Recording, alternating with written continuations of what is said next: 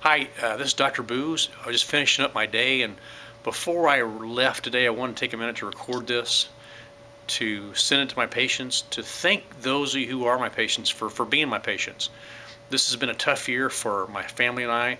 Many of you know my wife Christine has been battling cancer, which means our whole family's been battling cancer. My children, my in-laws, and everybody's come to help Christine get through this. And I tell you something, I want to thank those of you who maybe knew that there were days I didn't want to be here, and I was here just kind of hanging on. So thank you for supporting me during these tough times.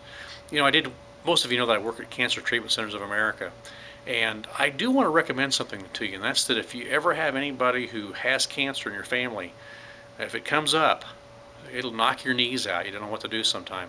And many of you know that I started working with Cancer Treatment Centers back about a year ago. Don't know why I did. I got a phone call from them, and they asked if I'd like to be on staff. And I remember thinking to myself, I remember saying to them, do you know I'm a chiropractor? And they laughed and said, yeah, we know you're a chiropractor. And they went on to explain that the reason they wanted me to be on the staff is that their philosophy resonated with my philosophy. That philosophy being that you take care of the whole body. You know, most cancer places just fight cancer. They fight cancer, but they also have a whole staff to help you build your body up. And that way your body can fight the cancer as well. So anyway, long story short, I was on staff for about 6 months, loved it, enjoyed meeting people from all over the world, taking care of their spines. And after a while, honestly, I got busy, and I went to them and said, hey, I've enjoyed my time here, but I need to resign. But I told them I'd stick around long enough to find somebody to replace me. Well, as fate would have it, like 3 or 4 weeks later, my wife was given the diagnosis of cancer.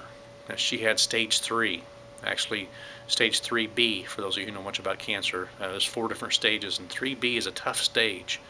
3B is a stage that many people don't make it through. So, with the help of my prayers and friends and family and the fine staff out there, we had Dr.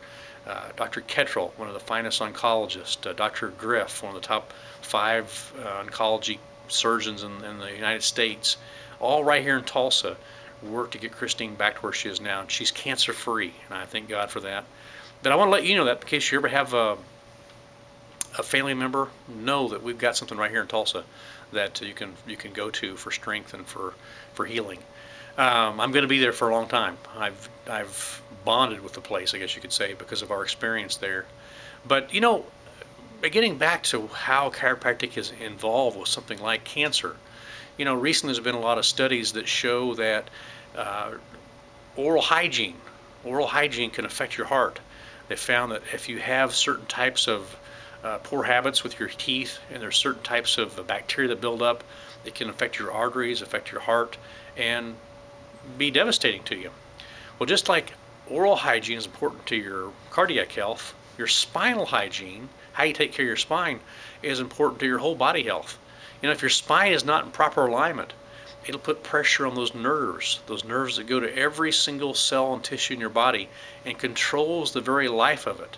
You know, you can take every pill and potion in the world, but it won't remove interference to your nerve system due to a vertebrae that's out of alignment, putting direct pressure on that nerve. And I tell you something, that condition is rampant on our planet. There are so many people who take drugs and medication and end up taking surgery for something that can be relieved and corrected naturally through chiropractic care.